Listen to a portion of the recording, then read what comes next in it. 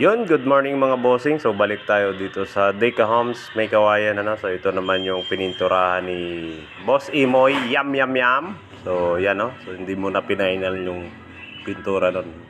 So ito, balik tayo dito sa posteng gustong maglayas. So nilayout na natin mga idol So napakakapal ng layout natin na to. Hindi pa po yan ang mismong layout. Pagkatapos po niyan, mapukulan natin yung poste na yan, saka natin i-layout ng panibago. Kasi kung makikita nyo po, sayad pa po yung tansi dyan sa posting, pumasok naman sa bahay. So i-adjust po uli natin yan mamaya.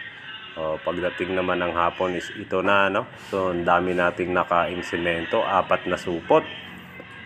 Then ang taas naman ito mga idol is nasa 9 feet. Then yung haba naman ng pader na yan kasama yung 3 poste is nasa 13 feet. Ito naman yung posting nasa lumabas na talaga So napakakapal.